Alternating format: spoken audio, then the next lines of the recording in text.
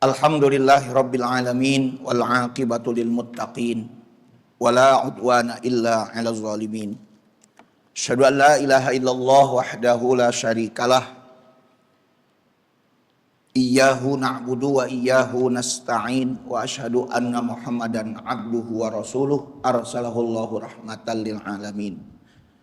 Allahumma shalli wa sallim wa barik ala hadzal nabiyil karim war rasulil azim Muhammad ibn Abdillahil Amin wa ala alihi wa sahbihi hudatil mujahidin, amma ba'd. Hadirin hadirat jamaah salat subuh Masjid Al-Muhajirin rahimakumullah. Kita awali dengan memanjatkan puji syukur kehadirat Allah Subhanahu wa taala. Alhamdulillahirabbil alamin yang telah mempertemukan kita kembali di subuh Ahad tanggal 28 Desember 2025 ini. Mudah-mudahan seluruh rangkaian dari ibadah kita mendapat ridho dari Allah Subhanahu wa taala. Salawat dan salam semoga terlimpah untuk Rasul kita yang terakhir, Nabi kita Muhammad sallallahu alaihi wasallam, dan mudah-mudahan pula terlimpah untuk keluarga Rasulullah, para sahabat, tabi'in, tabi'ut tabi'in, insya Allah termasuk kita sekalian hingga akhir zaman. Mari Bapak dan Ibu sekalian, kita melanjutkan kembali pembahasan kita di tema yang berikutnya, yaitu tentang al-ihsan. Setelah 2 bulan yang lalu kita membahas tentang apa itu iman, kemudian apa itu Islam, yang keduanya dan yang ketiganya adalah sekarang yaitu tentang ihsan.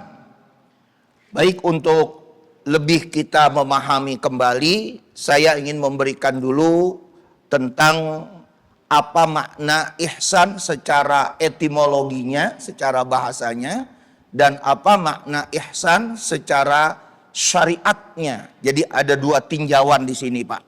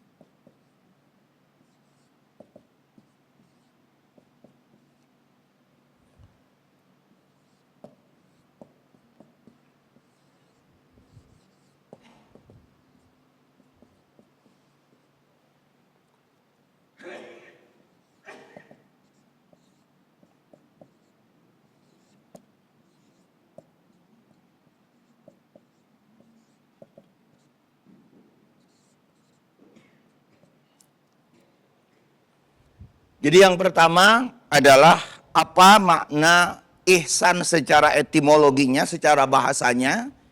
Secara letterlek artinya adalah kebaikan, Pak.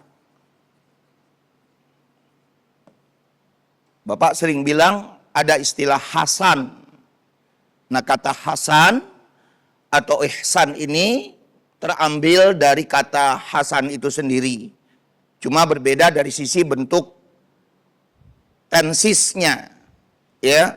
Kalau kita amati secara grammar tata bahasa Arab atau ilmu nahunya, dia terambil dari kata ahsana. Ahsana yuhsinu ihsanan. Nah, jadi ini yang kita sedang tekankan nih Bapak sekalian. Jadi arti letterleknya adalah ihsan terambil dari kata ini, asana yuhsinu ihsanan, sedangkan arti letterleknya adalah kebaikan. Lalu apa arti secara syariatnya? Secara agama sebagaimana disampaikan oleh Rasulullah SAW ketika Rasulullah SAW itu ditanya oleh malaikat Jibril apa itu iman, apa itu Islam, apa itu ihsan. Lalu dalam hal ini dijawab ya oleh Rasulullah SAW, al-ihsan anta'budallaha, bahwa kamu, kata Allah, kata Rasulullah, bahwa kamu menyembah Allah ka'annahu tarahu, seakan-akan kamu melihatnya melihat Allah, seakan-akan melihat Allah. Fa illam takun tarahu, maka jika kamu tidak melihat Allah, takun kamu tidak melihatnya, melihat Allah, fa innahu yaraka, maka sesungguhnya Allah itu melihat kamu. Itu artinya demikian dari pengertian definisi yang disampaikan oleh Rasulullah Shallallahu Alaihi Wasallam. Jadi kalau kita memahami tentang ini, berarti yang namanya ihsan itu adalah ada unsur yang kita tekankan, sikap atau merasa kita itu muraqabah, Pak. Apa itu muraqabah? Muraqabah itu artinya adalah merasa diawasi Allah. Jadi orang yang sudah mempunyai ihsan, maka dia akan merasa diawasi oleh Allah. Jangan terbalik ya Pak, jangan muqarabah. Kadang-kadang orang menyebutnya suka terbalik. Ini muraqabah. Kalau muqarabah ini artinya pendekatan atau kedekatan. Qafnya duluan, ini ra-nya duluan. Muraqabah artinya pengawasan. Sekali lagi, orang yang sudah memiliki ihsan itu berarti ada sikap muraqabah.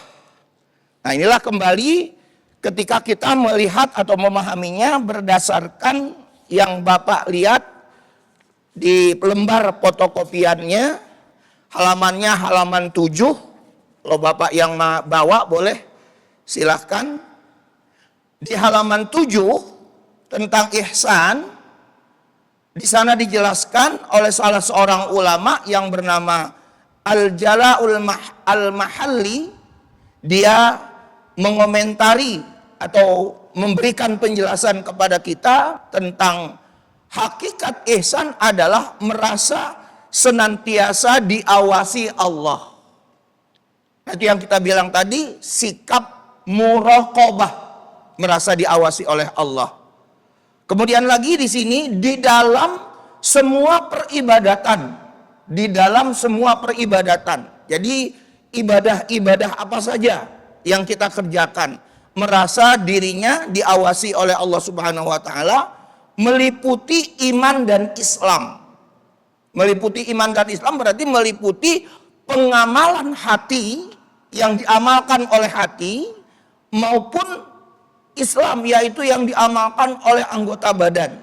Jadi kalau Bapak kemarin kita mendapatkan satu penjelasan apa perbedaan iman dengan Islam. Iman itu ada di dalam hati, sedangkan Islam itu ada di dalam perbuatan-perbuatan dan ucapan-ucapannya. Nah, itu perbedaan dari iman dan Islam. Sehingga semua peribadatan sang hamba itu sampai pada tingkat kesempurnaan dalam keikhlasan. Nah, itulah makna dari al-ihsan ini. Nah, kalau kita memahami tentang definisi yang dikemukakan oleh Rasulullah, termasuk yang dikemukakan juga oleh ulama ini, ya, maka berarti apa, Pak? Ihsan itu adalah hasil dari sebuah proses. Proses orang itu beriman, proses orang itu berislam. Jadi tidak mungkin ihsan itu timbul secara otomatis atau dengan sendirinya, itu tidak mungkin.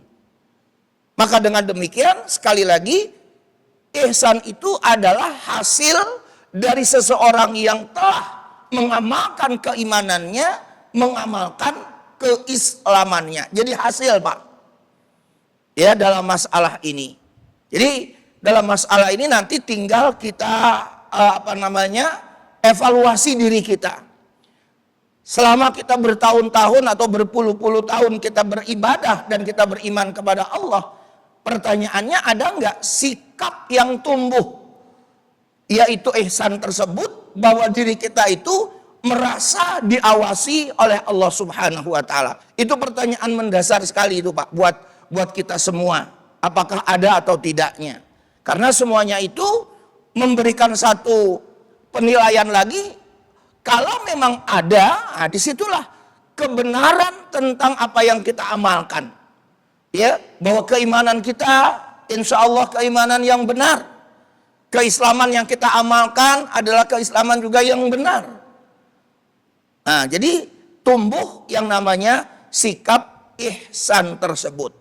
Nah, Bapak sekalian, pertanyaannya sekarang buat kita adalah, ini pertanyaannya, yaitu bagaimana menumbuhkan kesadaran, ya, karena memulai ihsan ini harus ada yang namanya kesadaran, Pak.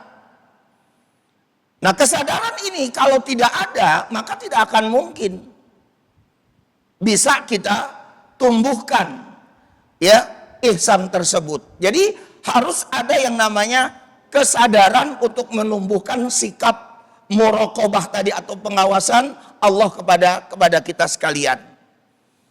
Nah, dari mana kita memulai sikap kesadaran ini, Bapak dan Ibu sekalian? Kita memulainya harus dari asal usul eksistensi kita sebagai manusia. Ketika masalah eksistensi kita sendiri tidak kita pahami, Pak, dan apa yang menjadi hakikat hidup di dalam eksistensi kita itu sendiri atau keberadaan kita itu sendiri, maka kita tidak akan mungkin bisa menumbuhkan kesadaran.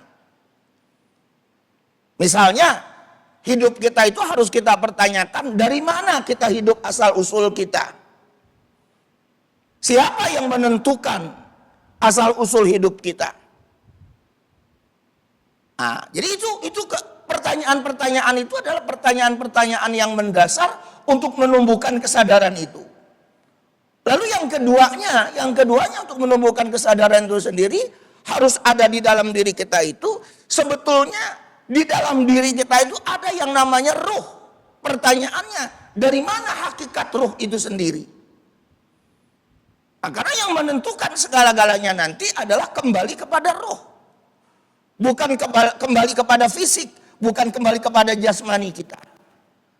Nah, baik Bapak sekalian, kalau kita memahami tentang asal usul kita secara fisik atau secara jasmaninya, ya, itu sudah dijelaskan oleh Allah Subhanahu wa taala di dalam Al-Qur'an bahwa kita itu berasal dari yang namanya min sulalatin min tin. Yaitu fisik kita, jasmani kita itu berasal dari saripati, di mana saripati itu berasal dari tanah. Surat Al-Mu'minun surat 23 ayatnya 12, Pak. Ya, nanti di sini bisa kita lihat di sini bahwa asal usul jasmani kita itu yaitu dijelaskan oleh Allah surat Al-Mu'minun atau surat 23 ayatnya ayat 12. Jadi apa yang dimaksudkan, Pak, berasal dari saripati yang berasal dari tanah? Maksudnya adalah apa yang kita makan, apa yang kita minum, apa yang kita pakai itu semua tidak bisa lepas dari tanah. Ya, semuanya dari tanah. Maka Allah katakan min sulalatin min tin. Ya. Kemudian kita dipertemukan oleh Allah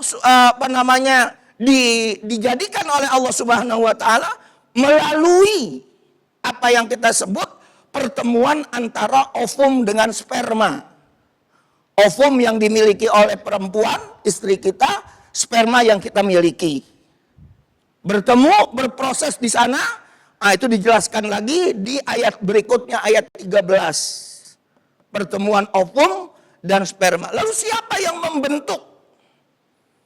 Di dalam rahim istri kita atau di dalam rahim ibu kita itu, siapa yang membentuknya? Allah jelaskan di dalam Quran surat 3, surat Ali Imran, ayatnya ayat 6. Yang membentuk, Pak, membentuk fisik kita, jasmani kita. Apa dikatakan di dalam ayat itu? Kata Allah Subhanahu wa taala, "Huwallazi yusawwirukum fil arhami kaifa yasha." Dialah Allah Subhanahu wa taala yang telah membentuk kalian, kata yusawwirukum, yang telah membentuk kalian fil arham, di dalam rahim, kaifa yasha, bagaimana Allah kehendaki, sesuai dengan yang Allah kehendaki. Mau laki, mau perempuan, ya, mau kembar, mau tidak kembar. Nah, itu semua ditentukan oleh Allah Subhanahu wa taala, kaifa yasha. Nah, jadi dengan kata lain yang kita harus pahami di sini, Bapak dan Ibu sekalian, proses ini adalah proses yang membutuhkan Allah. Pahami ini, Pak. Proses ini adalah proses yang membutuhkan Allah Subhanahu wa taala. Tanpa ada Allah, tanpa ada peran Allah, kita tidak akan mungkin. Nah, kita harus kembalikan seperti itu pemahaman kita. Lalu yang berikutnya secara roh, dijelaskan oleh Allah Subhanahu wa taala di dalam Quran surat 38 ayatnya 71 72. Surat 38 surat Shad ayatnya 71 dan 72. Di sana Allah Subhanahu wa taala berfirman, "Il qala rabbuka lil malaikati inni khaliqum basyaram min tin." Ingatlah ketika Allah berfirman kepada malaikat, sesungguhnya saya Allah akan menciptakan manusia yang berasal dari tanah. Ayat 71. 72-nya, Pak. Fa idza sawaituhu wa nafakhtu fihi min ruhi. Setelah aku sempurnakan penciptaanku itu, kata Allah, fa idza sawaitu wa nafakhtu fihi min ruhi. Lalu Allah berikan kepada janin tersebut, yaitu ruh. Ruh itu berasal dari Allah. Pahami, Pak, kata-kata mirruhi yang kita garis bawah ini.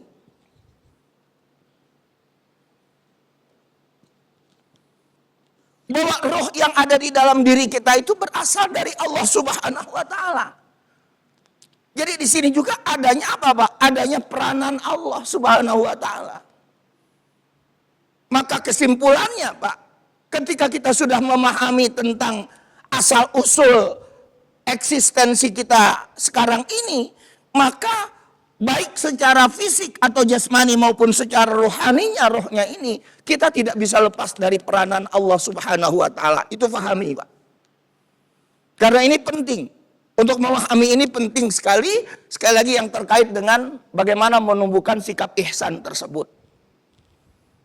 Nah, lebih-lebih Bapak sekalian, ketika kita masih berada di dalam kandungan ibu kita dulu, maka kata Allah Subhanahu wa taala di dalam Al-Qur'an, terjadi dialog antara janin kita dengan Allah Subhanahu wa taala. Terjadi dialog. Nah, itu dijelaskan oleh Allah di dalam Al-Qur'an surat Al-A'raf, surat ke-7. Ayatnya ayat 172. Dialog antara janin yang sudah ditiupkan roh oleh Allah tadi, yang berasal dari Allah dengan Allah Subhanahu wa taala. Bapak bisa lihat di situ, kalau kita lihat terjemahannya, wa id akhadha rabbuka, dan ingatlah ketika Allah Subhanahu wa taala itu mengambil sumpah, mengambil janji kepada roh yang ada di dalam kandungan itu. Apa kata Allah? Alastu bi rabbikum. Qalu bala syahidna. Wahai roh, kata Allah, bukankah aku ini adalah Rabb kalian, Rob. Nanti kita garis bawahi Rob itu, Pak. Rob.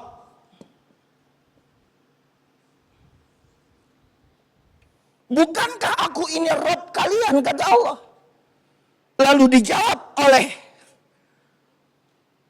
ruh itu sendiri, qalu bala syahidna. Iya, kami bersaksi bahwa engkau ya Allah adalah Rob. Nah kalau begitu Rob itu apa, Pak? Rob itu bukan sesembahan. Bukan yang kita sembah. Melainkan Rob itu adalah secara bahasa diartikan sebagai satu, Pak. Arti Rob ini, Pak. Pendidik. Rob itu pendidik.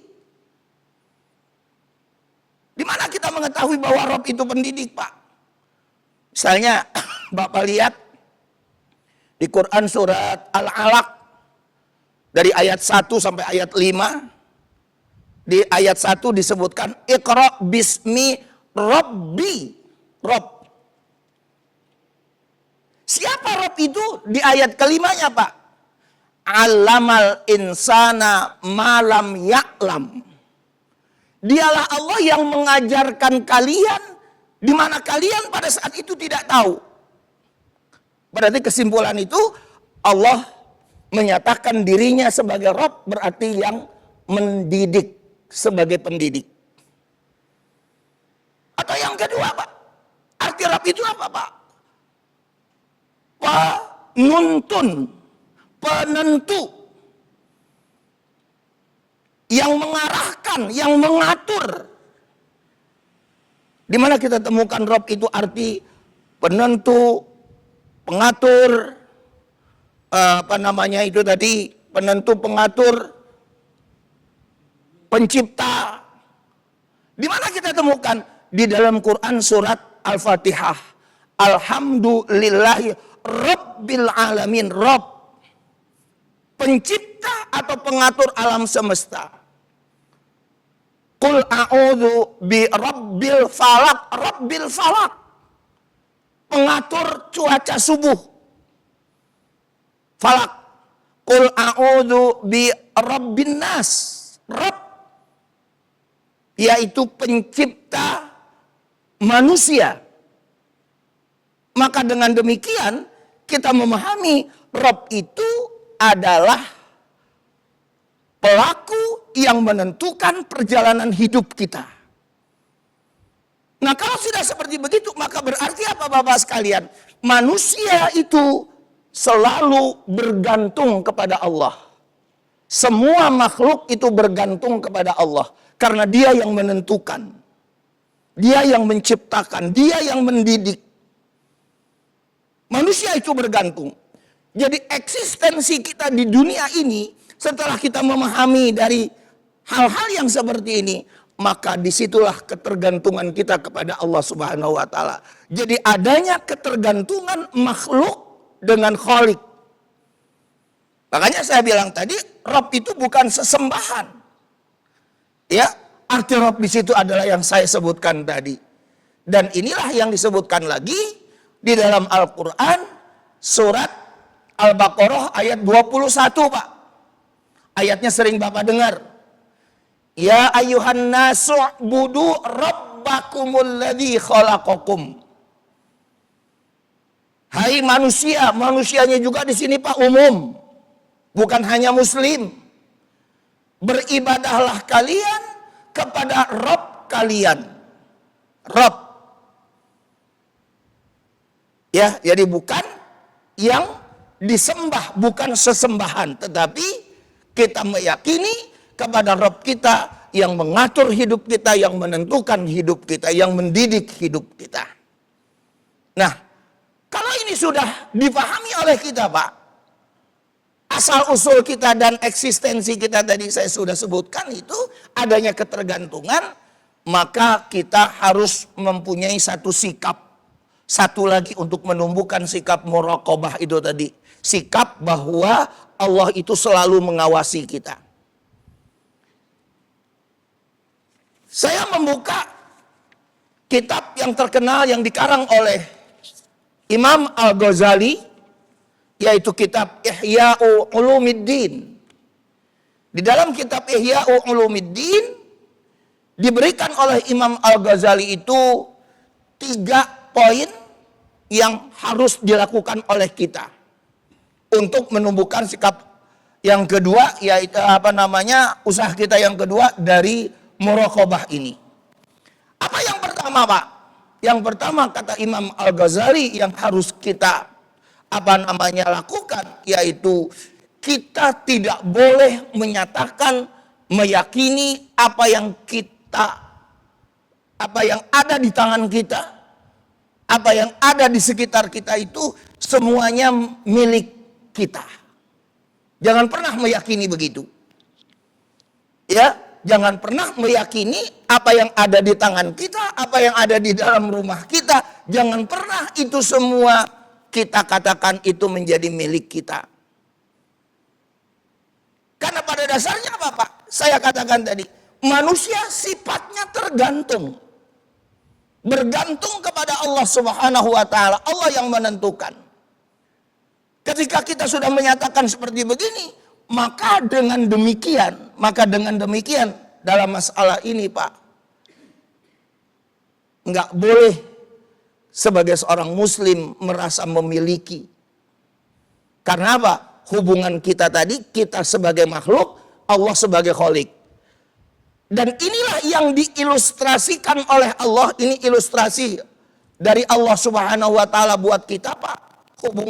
Hubungan makhluk dengan hubungan khalik ini diibaratkan seperti hubungan antara budak dengan majikan. Jadi hubungan makhluk, kita ini makhluk semua, khalik yaitu pencipta Allah Subhanahu wa taala itu, kata Allah di dalam Al-Qur'an, tak ubahnya seperti hubungan seorang budak dengan majikannya. Di mana dijelaskan suratnya, surat 16, surat An-Nahl, ayatnya ayat 75. 16, 75. Surat An-Nahl nama suratnya. Apa di sana Allah katakan, Pak, di dalam Al-Quran? Daraballahu masalan abdan mamlukan la yaqdiru ala syai', kata Allah. Allah Subhanahu wa taala membuat sebuah perumpamaan. Ya, sebuah perumpamaan yang bagaimana kata Allah? Abdan mamlukan, yaitu seorang budak yang sudah dimiliki atau dikuasai oleh seorang majikan. Bagaimana si budak ini? Kata Allah Subhanahu wa taala, la yaqdiru ala syai'. Budak tersebut tidak mempunyai kekuasaan ataupun kemampuan untuk menentukan sesuatu.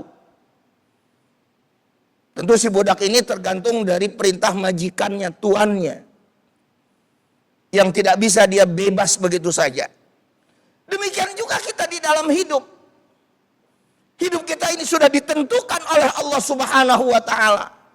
Dan kita tidak mempunyai kekuasaan untuk menentukan perjalanan hidup dalam diri kita.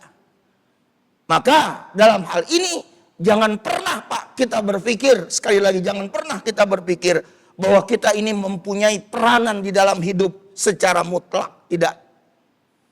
Jangan pernah berpikir, saya ulangi, bahwa di dalam hidup kita ini segala-galanya kita yang menentukan. Seakan-akan kita mempunyai peranan yang mutlak, peranan yang absolut. Tidak demikian.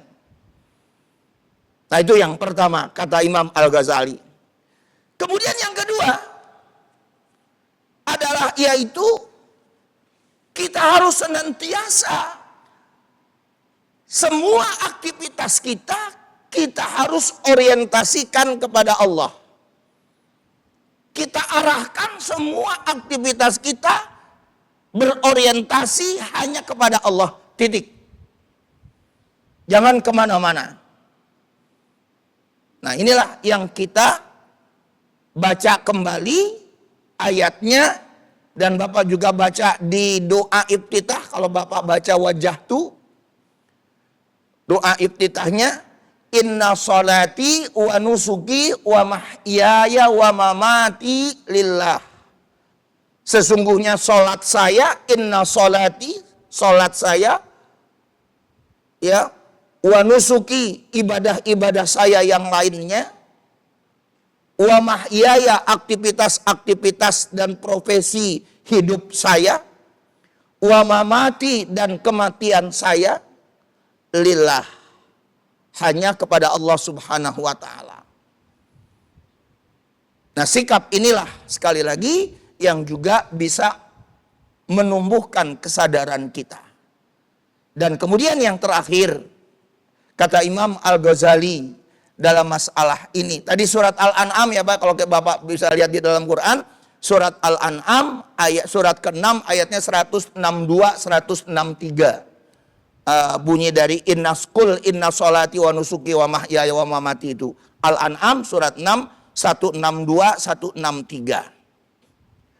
Kemudian yang ketiga, jangan pernah kita ini suka memberikan kepastian. Kalau memberikan kepastian berarti Pak kita mendahului Allah. Nah, di sini terkait dengan apa Pak? Terkait dengan perjanjian-perjanjian kita dengan sesama kita Pak. Maka Allah mengajarkan di dalam perjanjian-perjanjian itu dengan ucapan insya Allah. Jangan kita pastikan besok saya pasti ke rumah kamu. Jangan pernah kita mengatakan demikian. Insya Allah besok saya datang ke rumahmu. Insya Allah besok saya akan melunasi hutang piutang saya. Dan seterusnya dan seterusnya. Nah, ini dikatakan oleh Allah Subhanahu wa taala. Bapak bisa lihat kembali di dalam Quran surat Al-Kahfi. Surat Al-Kahfi surat ke-18 ayatnya 23 dan 24. 23 dan 24. Al-Kahfi. Apa kata Allah di dalam Al-Quran? Wala taqulanna li syai'in inni fa'ilun dzalika ghoda illa ayyasha Allah. Janganlah kata Allah kamu mengatakan tentang sesuatu sesungguhnya saya akan melakukan itu besok. Saya akan melakukan itu besok. Jangan kamu katakan begitu kata Allah. Dilanjut di ayat 24-nya yaitu illa ayyasha Allah, kecuali kamu katakan ayyasha Allah jika Allah menghendaki. Itulah yang kita bilang insya Allah. 3 poin ini Pak, kalau sudah betul-betul kita amalkan, kita tanamkan ke dalam diri kita. Dari hasil yang pertama yaitu iman Islam, ditambah kita proses seperti ini dan kita memahami tentang hakikat eksistensi kita itu tadi, insya Allah akan tumbuh sikap muraqabah, yaitu merasa diri kita itu diawasi oleh Allah Subhanahu wa taala. Apa indikasinya Pak? Apa indikasi ataupun ciri ketika kita sudah memiliki muraqabah itu? Apa cirinya? Bapak bisa lihat di lembar fotokopian kita masih di halaman 8-nya Pak, ini terakhir halaman 8. Ini indikasi bila orang itu sudah memiliki sikap muraqabah. Saya baca Pak di halaman 8, halaman terakhir di lembar fotokopi, alinea terakhir, ketahuilah bahwa orang yang menduduki makom ihsan, artinya orang tersebut sudah bisa menempatkan pada tempat ihsan. Makom itu artinya Pak, tempat kedudukan. Ya, makom ihsan pada diri mereka tidak akan terbesit kemaksiatan. Nggak ada keinginan-keinginan di dalam otak pikiran kita, hati kita itu Pak, ingin berbuat maksiat, ingin berbuat dosa, itu nggak ada. Itu indikasinya. Ingin berbuat maksiat apa, ingin berbuat dosa apa, itu tidak ada dalam masalah ini. Selagi mereka berada di dalam keihsanan itu tadi. Karena itu, para nabi senantiasa maksum, terlindung dari dosa atau terjaga dari dosa, dari maksiat. Hal serupa terjadi pula pada diri para wali. Jadi Bapak sekalian, tentu kita tidak menjadi nabi, kita tidak menjadi rasul, tapi masih bisa menjadi wali Pak. Ya, masih bisa kita ini menjadi wali. Kalau tadi tahapan-tahapan yang saya sudah sampaikan itu kita berupaya mengarah ke sana. Ya. Jadi wali itu bisa saja kita upayakan ya dalam hal ini ya.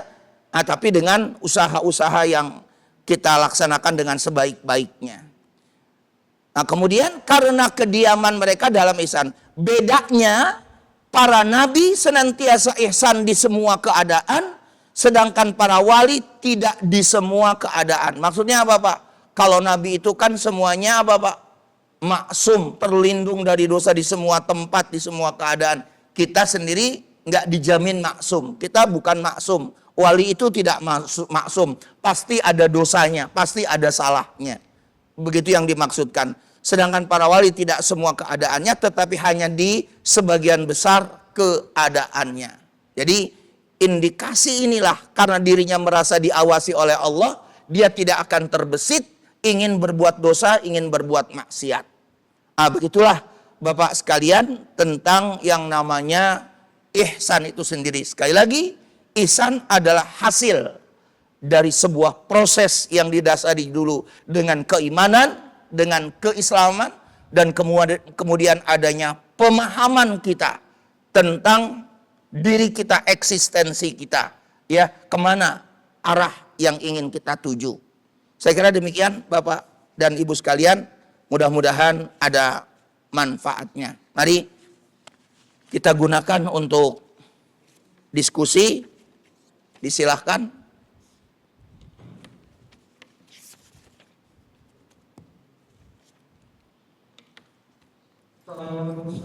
Waalaikumsalam.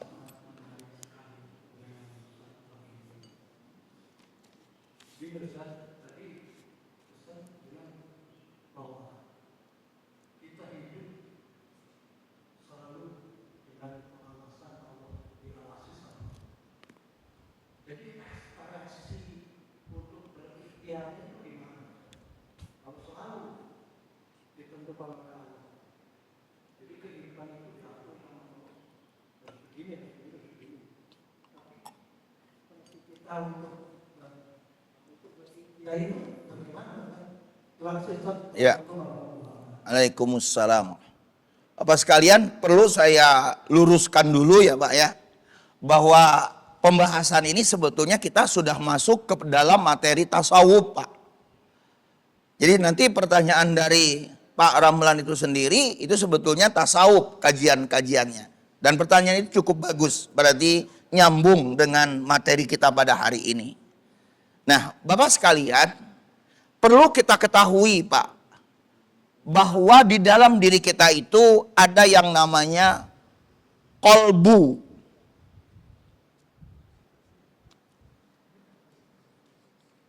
Di dalam kolbu itu ada yang namanya Pak khotir. Khotir.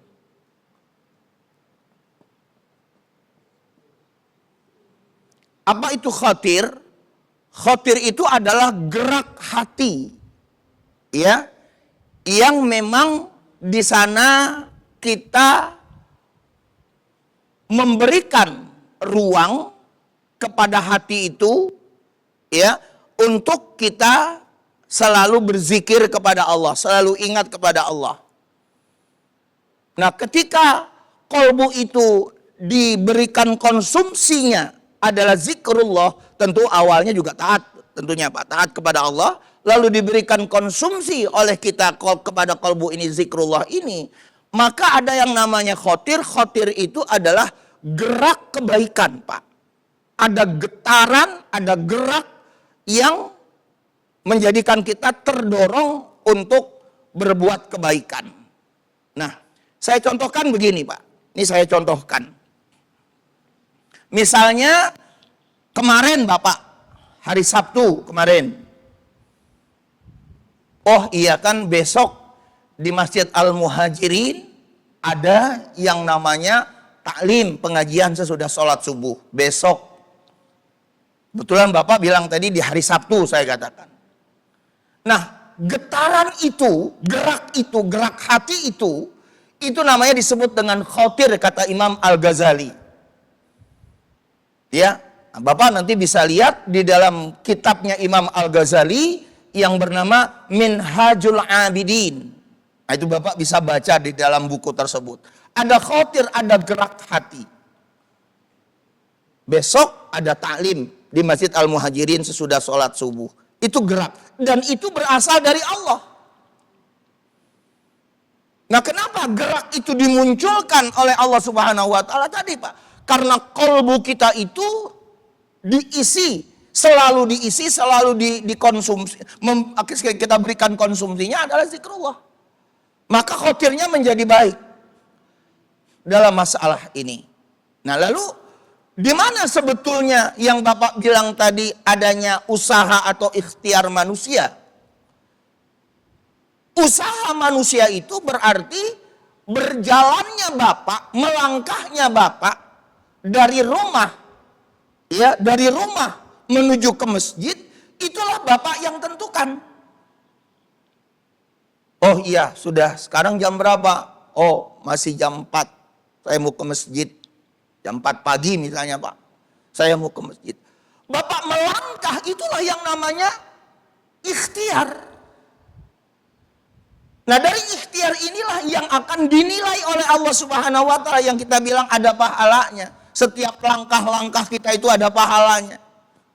Langkah kaki kiri menghapuskan dosa, langkah kaki kanan menambahkan pahala. Diterangkan dalam sebuah hadisnya seperti begitu. Kemudian Bapak duduk di majelis ini. Nah, itulah pahala-pahala kita yang kita raih. Dan itu sebagai bentuk ikhtiar. Jadi kalau dikatakan di mana usaha kita, di mana ikhtiar kita, seperti tadi. Bedakan dulu antara yang namanya khotir dengan usaha itu sendiri. Nah, inilah yang dikatakan oleh Allah, ayatnya ayat populer. Apa Pak ayat populer, Pak? Innallaha la yughayyiru ma biqaumin hatta yughayyiru ma bi anfusihim. Sesungguhnya Allah tidak akan merubah keadaan suatu kaum sehingga mereka, si kaum itulah yang mau merubahnya. Jadi di situ, di dalam ayat itu kita memahami, disitulah bentuk ikhtiar yang Allah berikan kepada kita. Ada ikhtiar dalam masalah ini. Maka kalau nanti, saya sudah pernah jelaskan barangkali beberapa waktu yang lalu di sini, ketika kita membahas soal apa, Pak? Membahas soal takdir. Membahas soal takdir bagi kita Ahlus Sunnah wal Jamaah itu menggabungkan pemahamannya, Pak, menggabungkan antara nilai Tuhan yang sifatnya saya katakan tadi sebagai penentu hidup kita dengan nilai manusia. Nilai Tuhan bersifat mutlak, nilai manusia bersifat relatif. Pemahaman kita seperti begitu.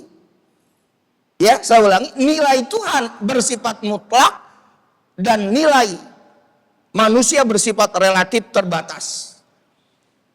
Tapi kita diberikan ikhtiar, diberikan ruang, ya, diberikan kesempatan oleh Allah Subhanahu wa Ta'ala untuk melakukan perubahan-perubahan menuju kepada kebaikan. Nah, jadi di mana? Ya seperti itu. Makanya nanti, Pak, kalau kita mau membahas lagi secara dalam, ya, secara dalam, di samping ada kolbu ini, satu lagi, Pak, ada apa, Pak? Ada nafs.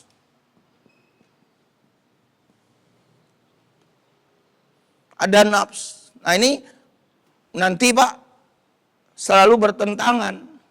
Nah, cuma nanti, Pak, kita memahaminya bagaimana membedakan, Pak, dorongan yang berasal dari kolbu dan dorongan yang berasal dari nafs. Nah, itu yang harus kita pahami nanti di situ. Karena ini, Pak, nafs. Nafs ini di dalam Al-Quran sudah dikatakan cenderungnya dorongan dari nafsu itu cenderungnya adalah kejahatan, keburukan. Sifatnya seperti itu. Ya, jadi dorongan yang berasal dari nafs itu cenderung untuk kejahatan atau keburukan. Dasarnya di mana, Pak? Bapak bisa lihat nanti di dalam Quran surat Yusuf, Pak. Surat Yusuf surat 12 ayatnya ayat 53.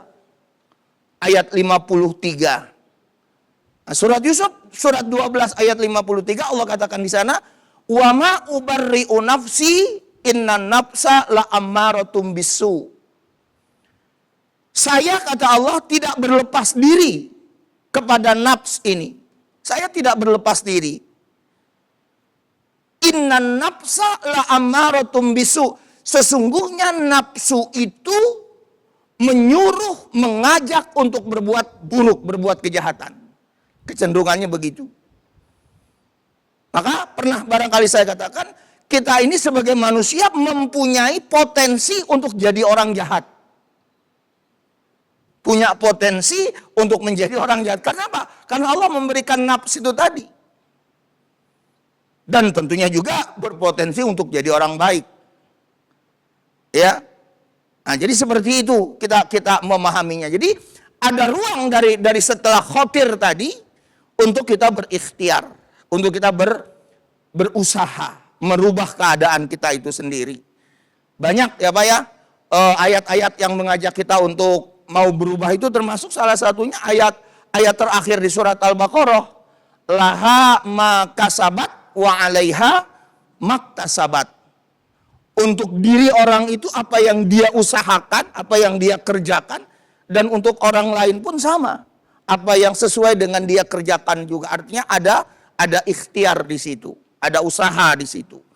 Nah, inilah sekali lagi yang harus kita pahami kembali. Jadi memang sekali lagi kalau sudah arah ke sini udah masuk nyerempet ke materi tasawuf Pak, sebetulnya kajiannya. Tapi diawali dulu dengan potensi-potensi, termasuk tadi ruh itu sendiri Pak, tentang ruh ini.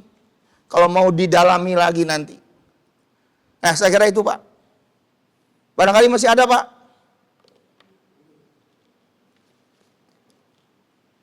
Ya, silakan Pak. Waalaikumsalam.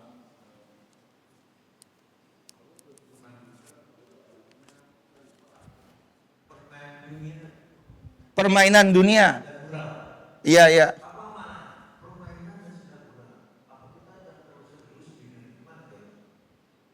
Iya.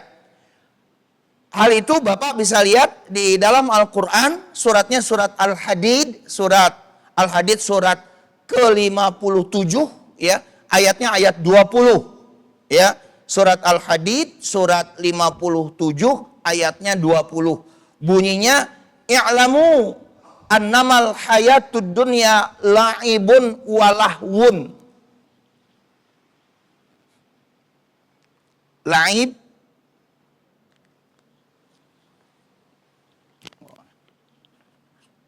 kita hapus sedikit ya Pak ya.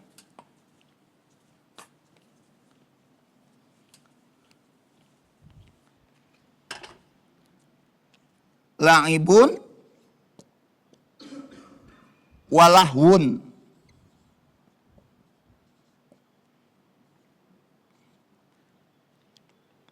Permainan dan sendau gurau.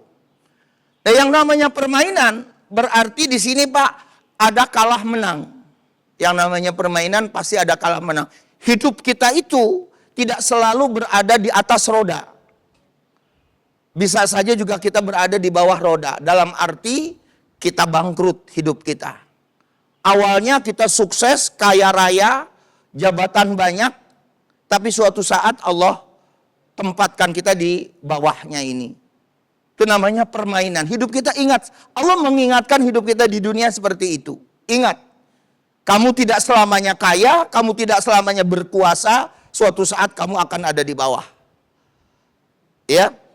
Yang kedua, demikian juga yang namanya lahwun, sendau guraunya ini, yang menjadikan kita itu lalai. Hei manusia, kalau kamu sudah memiliki kekayaan, memegang jabatan, memegang kekuasaan, kamu ingat, kekuasaan jabatanmu itu sendiri tidak selamanya menjadi apa? Penunjang buat hidupmu. Kamu juga akan lepas dari jabatanmu itu. Ya. Nah, kamu harus ingat di dalam hidup itu seperti demikian. Ada permainan, ada sendau gurau yang tadinya tertawa, kemudian akhirnya dia menangis karena ada musibah. Ya, yang tadinya dia juga sakit, kemudian akhirnya diberikan kesembuhan. Nah itu sendau gurau Pak namanya. Nah setelah Allah membicarakan ini, Bapak gabungkan lagi sebetulnya Pak dengan Quran surat 3 ayat 14.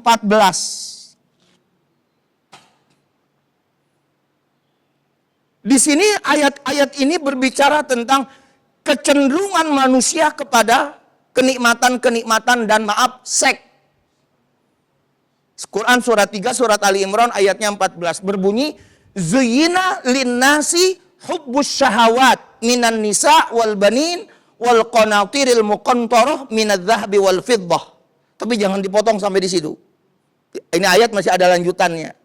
Dihiasi manusia kata Allah mempunyai rasa cinta kepada asyahawat, kepada seks. Dan termasuk kepada harta kekayaan.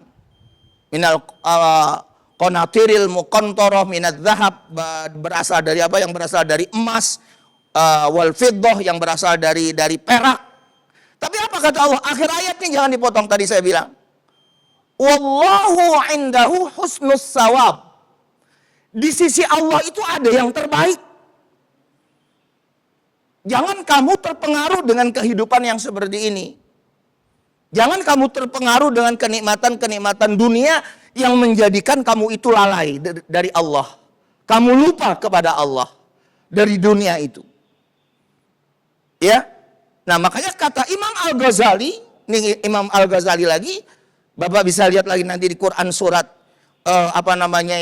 di surat di buku kitab Minhajul Abidinnya itu, apa kata Imam Al-Ghazali?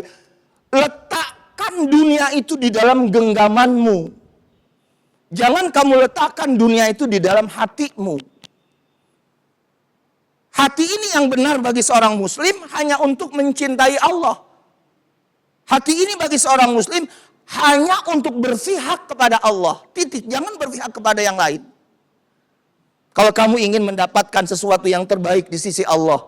Akhir ayat 14 tadi itu, surat Ali Imran-nya. Jadi cara kita seperti demikian. Nah, barangkali timbul pertanyaan nanti Bapak. Kalau begitu, Islam nggak boleh kaya dong.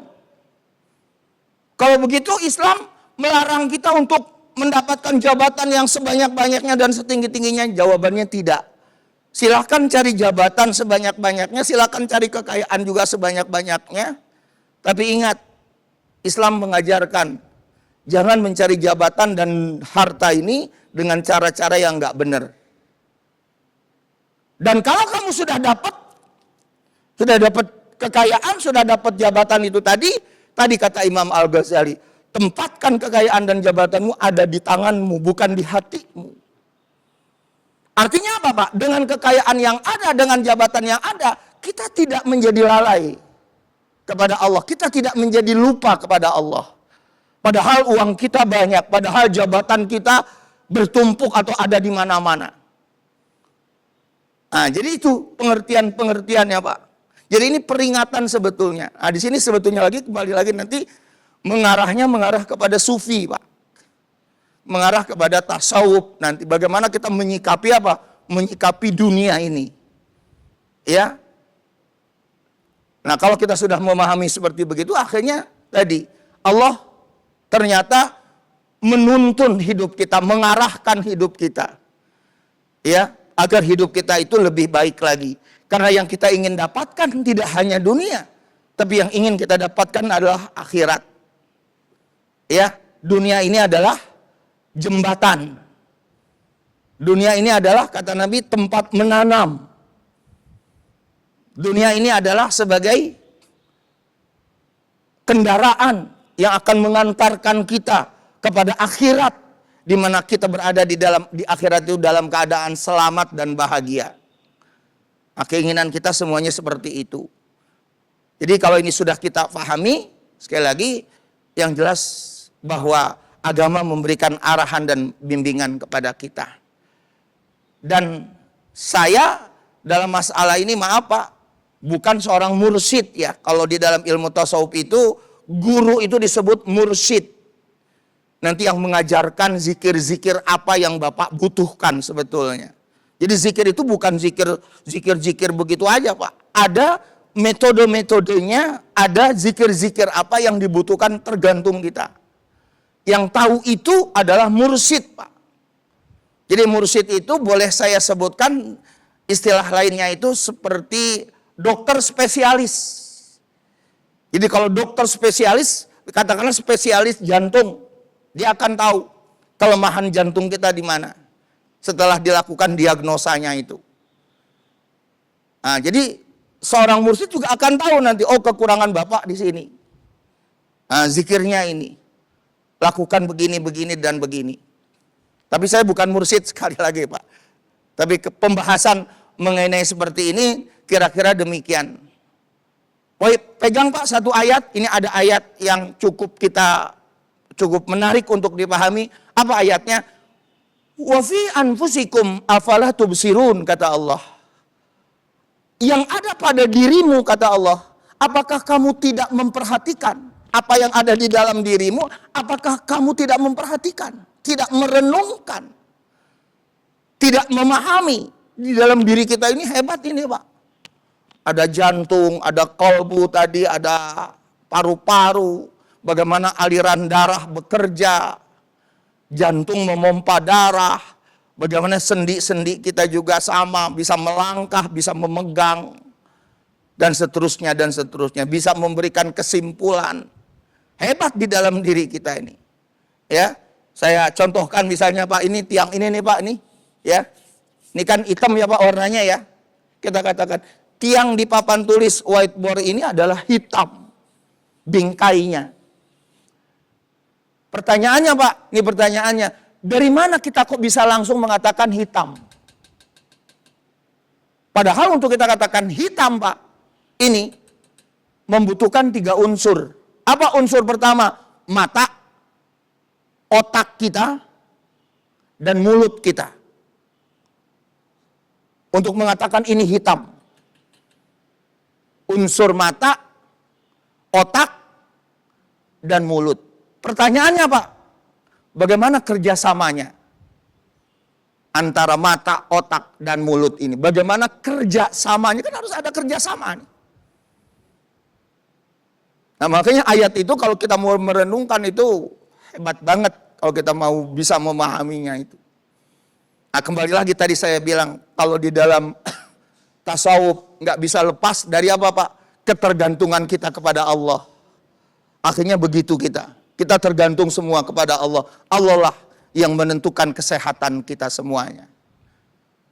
Saya kira itu Pak. Ada lagi Pak yang mau ditanya enggak? Enggak ada Pak ya? Habis? Cukup ya Pak ya? Mari Pak kita doakan dulu Pak ya saudara-saudara kita di 3 provinsi. Di Aceh, di Sumatera Utara, dan Sumatera Barat.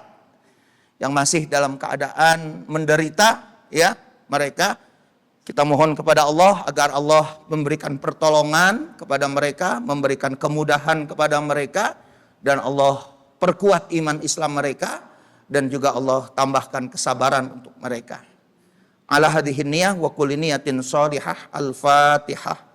A'udzubillahi minasyaitonir rajim. Bismillahirrahmanirrahim. Alhamdulillahi rabbil alamin. Ar-Rahmanir Rahim. Maliki yaumiddin. Iyyaka na'budu wa iyyaka nasta'in. Ihdinas siratal mustaqim. Siratal ladzina an'amta 'alaihim ghairil maghdubi 'alaihim waladdallin. Amin. Bismillahirrahmanirrahim. Alhamdulillahi rabbil alamin. Hamdas syakirin an-na'imin. Hamdan yuwafi ni'amahu wa yukafi'u mazidah.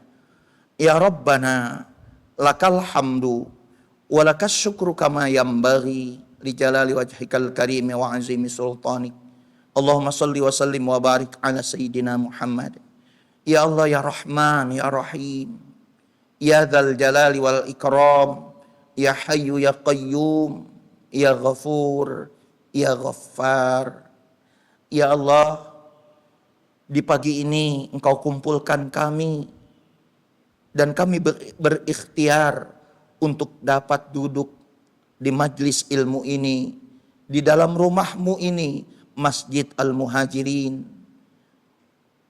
untuk menuntut ilmu. Kami mohon kepadamu ya Allah, jadikan kehadiran kami kehadiran yang Engkau ridhoi ya Allah. Jadikan kehadiran kami kehadiran yang bernilai ibadah di sisimu ya Allah. Dan ilmu yang kami dapatkan pada pagi ini Engkau jadikan ilmu yang bermanfaat buat kami ya Allah. Ya Allah, ya Ghaffar, setelah kami mengevaluasi diri dalam perjalanan hidup kami di masa lalu sampai sekarang ini ya Allah, ternyata kami banyak lalai ya Allah. Ternyata kami banyak dosa ya Allah. Ternyata kami banyak bermaksiat ya Allah. Hanya ampunan-Mu yang kami harapkan dalam perjalanan hidup kami ini ya Allah. Ampunilah ya Allah dosa-dosa kami. Maafkan kesalahan-kesalahan kami ya Allah. Ampunilah pula dosa ayah dan ibu kami. Engkau sayangi mereka berdua ya Allah. Sebagaimana mereka berdua telah sayang kepada kami. Yang telah melahirkan kami. Membesarkan kami. Dan mendidik kami. Serta menyayangi kami di waktu kecil. Ya Allah.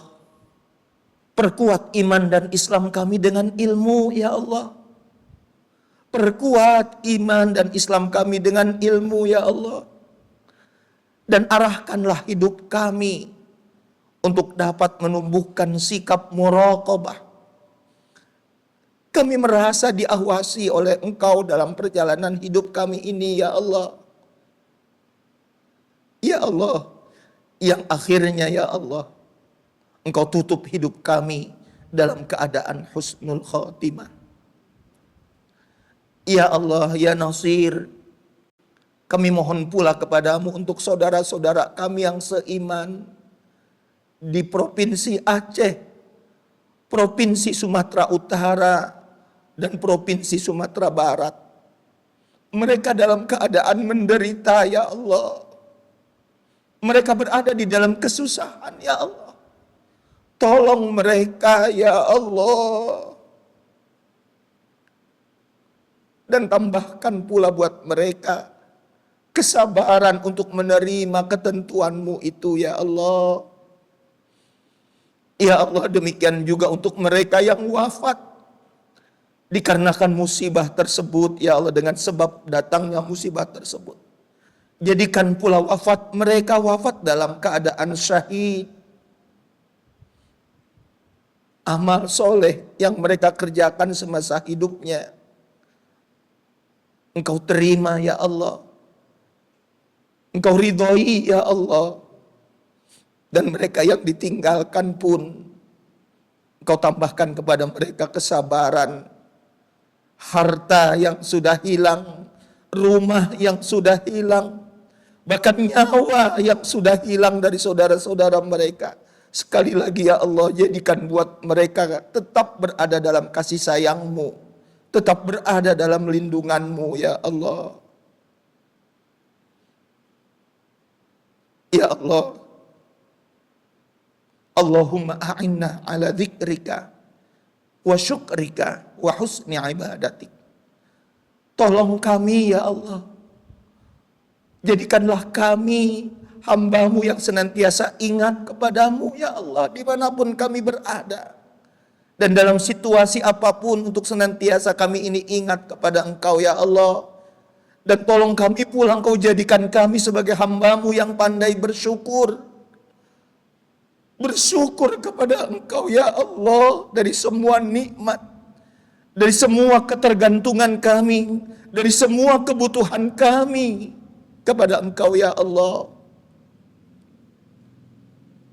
Ya Allah, perbaiki pula ibadah kami ya Allah.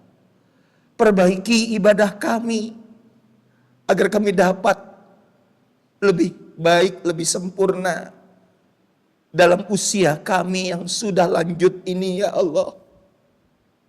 Kami sadar ya Allah, kami hanya menunggu apa yang datang dari Engkau untuk tercabutnya ruh kami ini ya Allah. Wafatkan kami sekali lagi ya Allah dalam keadaan husnul khatimah. Wafatkan kami dan Kau berikan kemudahan kepada kami di akhir hayat kami untuk bisa mengucapkan la ilaha illallah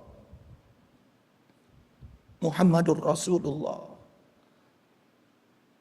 Allahumma inna nas'aluka ridhaka wal jannah wa na'udzubika min sakhatika wan nar. Rabbana atina fid dunya hasanah wa fil akhirati hasanah wa qina adzaban nar.